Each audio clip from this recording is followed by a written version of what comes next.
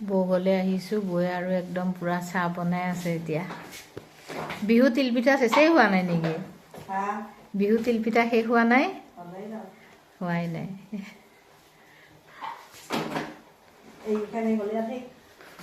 অঁ, এইটো হ'লেই চেছ আৰু।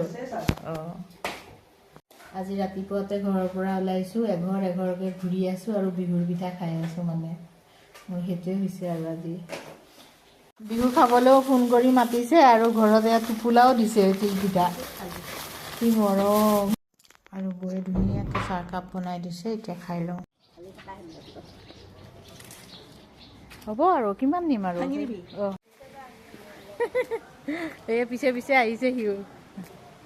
খুৰীয়ে এয়া দিছিলে শাকখিনিও এতিয়া বহি বহি বাচিম। আৰু খুৰাই ইমান মৰম কৰি ধুনীয়াকৈ কচুখিনি মোক কাটি দিছে, এতিয়া ধুনীয়াকৈ ফ্ৰিজত ভৰাই থ'ম। আৰু এইফালে চাওক পিঠা, মানে 2-4 দিনকৈ অলপ অলপকৈ খাম আৰু।